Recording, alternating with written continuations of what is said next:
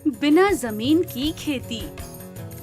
जयपुर नाम के एक गांव में राम प्रसाद नाम का एक किसान रहता था। वो अब बूढ़ा हो चला था और उसकी तबीयत भी सही नहीं रहती थी। उसके 2 बेटे थे, जिसमें से बड़े वाले का नाम श्याम था, जो उसकी बिल्कुल फिक्र नहीं करता था, पर वहीं छोटा वाला राजू उसकी बहुत सेवा करता था।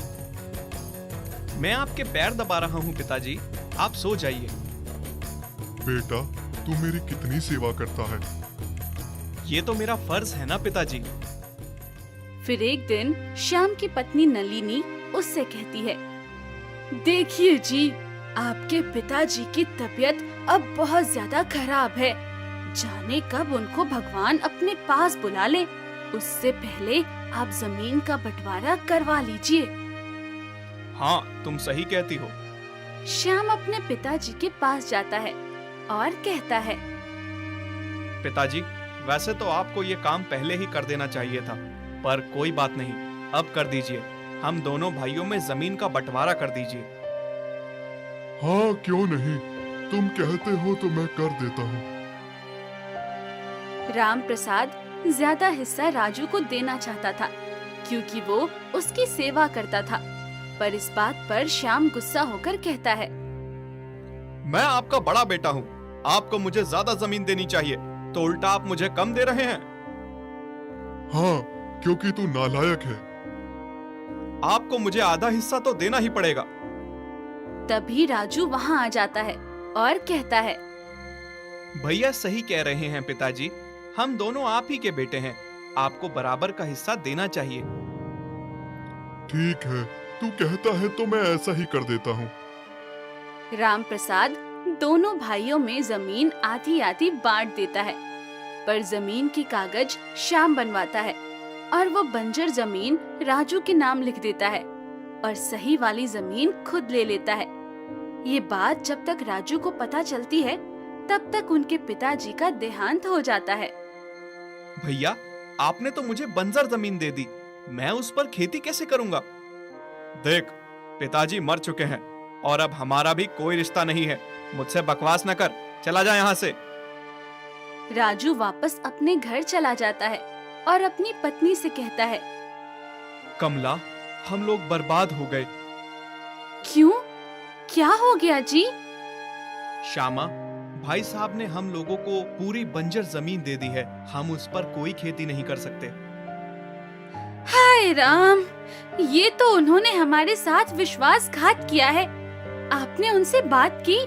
हाँ, मैंने बात की, पर अब वो हमसे कोई रिश्ता नहीं रखना चाहते।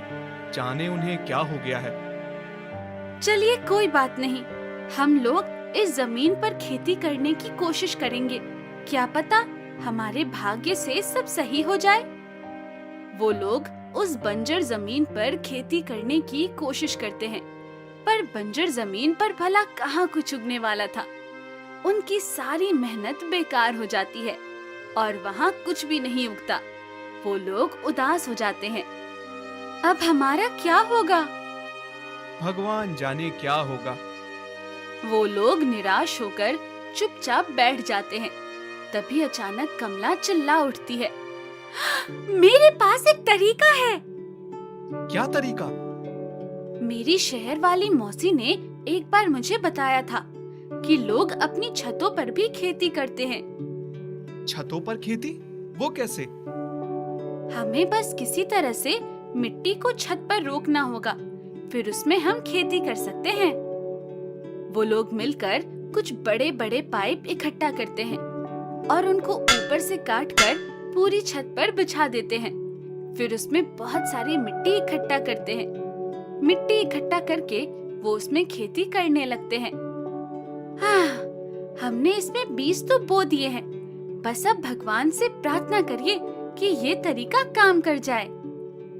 इस तरीके से काम करना ही पड़ेगा, वरना हम रोड पर आ जाएंगे। सही कहा आपने। वो लोग अपनी इस खेती का पूरा ख्याल रखते हैं और ऐसे ही टाइम गुजरता जाता है।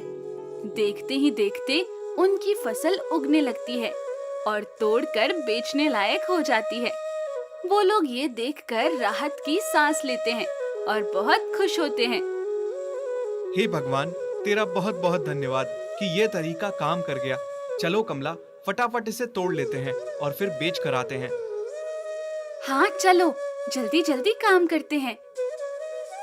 राजू और कमला मिलकर सब्जी तोड़ते हैं और फिर राजू बेचने निकल जाता है। सब्जी ले लो, सब्जी। हाँ लाओ राजू भैया, 2 किलो सब्जी दे दो। पर तुम्हारा खेत तो बंजर है, तो तुमने सब्जी उगाई कहाँ? छत पर। छत पर? वो भला कैसे? अरे बस उगा ली। आप आम खाओ, गुठलियां ना गिनो। उस दिन से राजू की सब्जियां बिकने लगती हैं, पर लोग उससे आधे दामों में खरीदते हैं क्योंकि वो छत पर उगाता था। फिर एक दिन गांव में एक शहर से एक सब्जियों का व्यापारी आता है, जो कि राजू से मिलता है और कहता है, तुम ये सब्जियां किससे खरीद के बेचते हो? मैं खुद उगाता हूँ। क्या सच में? राजू उस व्यापारी को पूरी बात बताता है।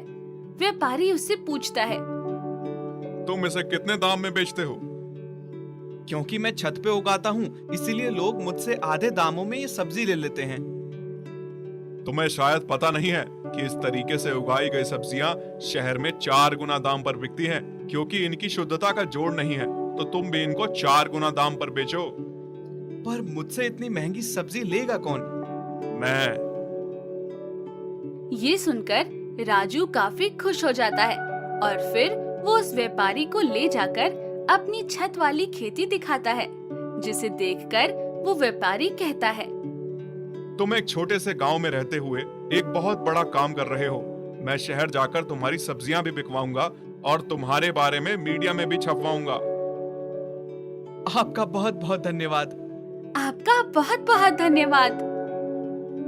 वो व्यापारी शहर जाकर उनके बारे में न्यूज़पेपर में आर्टिकल छपवाता है, जिससे और लोगों को इस बारे में पता चलता है। उसके बाद से बहुत से लोग इन लोगों से सब्जियां खरीदने लगते हैं, जिससे ये लोग धीरे धीरे अमीर और मशहूर हो जाते हैं। हमारे इस छोटे से तरीके से तो हम लोग अमीर हो गए। हाँ कमला, अब हम लोग और जमीन खरीद सकते हैं और खूब खेती कर सकते हैं। अब हमें कोई कमी नहीं होगी। जी बिल्कुल। उसके बाद कमला और राजू और जमीन खरीदते हैं, जिस पर छोटी छोटी दुकानें बनाते हैं। उन दुकानों की छत के ऊपर वो खेती करते हैं और इन दुकानों में उन सब्जियों को बेचते हैं। ये सब देखकर राजू के बड़े भाई श्याम को अकल आ जाती है, क्योंकि वो अच्छी जमीन पाकर भी कुछ नहीं कर पाया था। राजू, मुझे माफ कर दो। मैंने तुम्हारे साथ बहुत बुरा किया। हाँ राजू, मैं भी माफी चाहती हूँ। अरे आप लोग कैसी बात कर रहे हैं? आप मुझसे बड़े हैं, आपको माफी नहीं मांगनी चाहिए। गलती तो सबसे होती है। आज से हम लोग साथ मिलकर रहेंगे। उस दिन के बाद से राजू, श्याम, नलिनी और कमला सब लोग मिलकर रहते हैं। वो चारों साथ मिलकर खेती भी करते हैं और एक अच्छा जीवन व्यतीत करते हैं।